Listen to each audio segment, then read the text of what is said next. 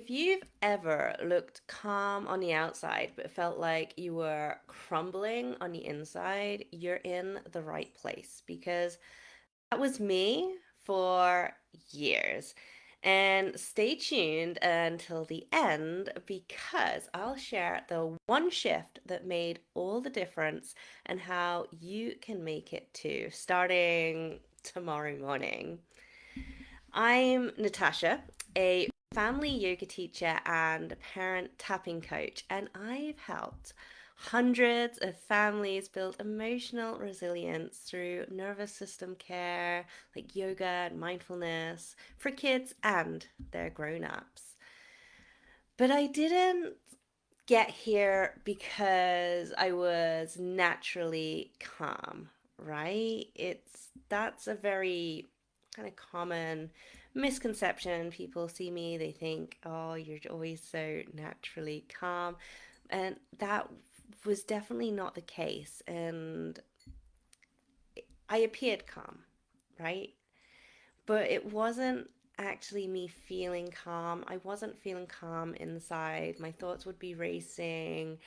I would just be on edge, and it just didn't feel safe to kind of show anything else. I was really deep into the people pleasing phrase, really. And I just was suppressing everything. I didn't want to kind of let my guard down. So, I'd be smiling when my heart was breaking. I would be holding it all together when everything was spiraling. And I was always praised for being good under pressure or being so patient when it just didn't feel safe enough for me to let it all fall apart. So, what I'm sharing today is the 5 habits that I had to drop to finally feel regulated and show up as the parent that I wanted to be. So, the first thing was pretending I was okay when I wasn't. So, I used to believe that being calm just meant keeping everything inside, having that calm exterior, right? So this made me really, really good in customer service roles. I can even remember smiling at a customer while they were complaining to me about something so stupid, basically, when I just got the worst phone call of my life, right? I just got the worst phone call that a loved one not here anymore. Um, Really unexpected. She was really young. And I got this while I was at work. And I went back in and they were complaining that their chili dish had too many chilies. And I was just like, okay, okay, sorry. Sorry about that. Sorry your chili dish had chilies in it. Um, and just holding it all together, appearing calm, and even another time, something again where really intense feelings of grief, fresh grief, and I was told I had to stop because I was going to ruin the party. I just found out my friend, and I was told, yeah, I was going to ruin the party. So, like, I had to just pretend I was okay when I really, really wasn't. And I was so often taking care of others without actually looking after me, without feeling or processing what was going on for me. But regulation isn't about pretending, okay? We need to feel what we feel. We need to process things safely. And that starts with really being honest with yourself. The second habit I had to drop was trying to be the perfect parent. So I was drowning in the guilt. If I yelled, it was like I was the worst parent ever. If I was snappy, I wasn't good enough. And trying to strive for this kind of perfection, it makes you more dysregulated, right? We want to be able to be calmer and respond to our children without trying to force that calm. We can't guilt ourselves and shame ourselves into this forcing of calm. We need to really do the inner work, right? We need to have that self compassion, focus on repair, and showing up with care for them and for ourselves. That is really, really important. And this is learned kind of behavior, right? We fall into these patterns because at some point it probably kept us safe. And that's what our nervous system is trying to do, right? It's trying to keep us safe. That's what anxiety trying to do, is trying to keep us safe. So at some point we probably had to do these things. Like for me, for trying to be the perfect parent, there was times when I did feel overwhelmed, and so I phoned someone up, said I'm really overwhelmed, and that's still thrown back at me. Remember that time you couldn't cope? Remember that time you got stressed out? Like I'm not human, right? And that I'm not allowed to get overwhelmed or ask for help.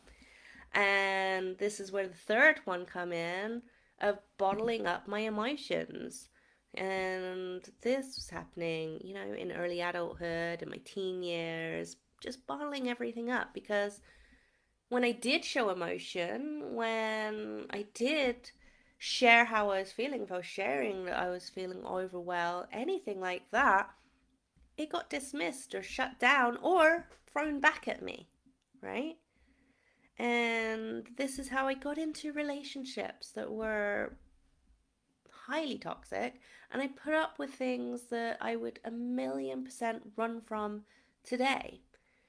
It seemed easier not to show any emotion, not even privately, right? I was so disconnected from my own emotions that I would just be bottling everything up. And that works for a while. But then it builds and builds and builds, and the bottle eventually overflows, right? And my yoga, my tapping, the energy work that I was doing gave me a way to release those emotions gently, to feel them, listen to them, acknowledge them, and release them. Not all at once, not dramatically, but a little by little each day. The fourth thing is thinking that I had to do it all alone. All right, this one is a really, really tricky one for me because a lot of the time it does feel like I'm doing it all alone. I'm a single parent, and it can be like everything is on me and feeling that pressure, right? And so I am fiercely independent, right? And so this one is one that I really need to work on, of letting that support in. And so for me, what this looks like is like working with coaches in my business and for on a more personal level, and letting myself be vulnerable. That's so hard for me because again, that's letting go of that control of that, whew, I'm holding it all together. It's letting that go, letting myself be vulnerable, letting someone else in. And that is the one I'm probably still working on the most. I have built some very, very high walls. And so I'm learning I don't have to carry all of this alone. And nor do you. Okay? You're not alone. That's so, so important. So the final thing I had to drop was waiting until things were calm to start caring for myself. So who is guilty of that, right? Of going, well, I'll, practice yoga when I have more time, when things calm down, when this has stopped, and that it never happens because the to-do list is endless. There's always so much to do. It's just on and on and on, right? So I kept telling myself I'll do something for me when things settle down, and that just never happens. So now what I do is I make sure that this is a priority, that my tapping each morning is a non negotiable. So that's like 5, 10 minutes. It's short, it's simple, but it works. And it helps me to show up calmer before the chaos begins. Because the truth is, if we wait for peace to take care of ourselves, we'll be waiting forever, right? We need this peace now. We need the self-care now. So it's really important that we're not waiting around, but we are creating it for ourselves. We're creating it for our family.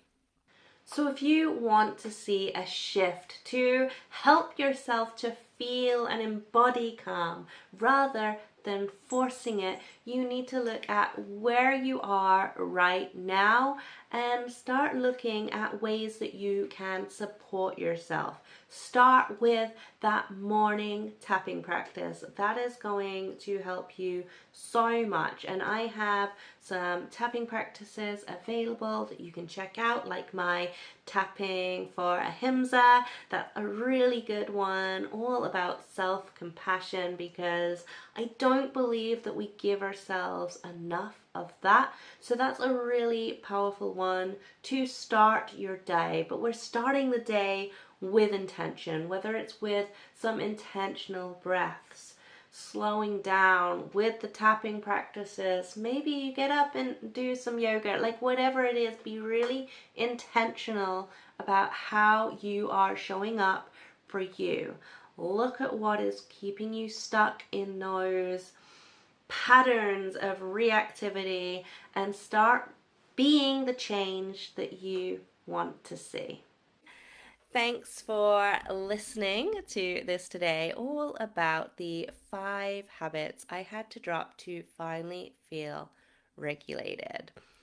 If you are listening to this, make sure you join the Mindful Parenting Hub, where I go live mostly every Monday with new practices and tips. Your nervous system deserves this, and so do you.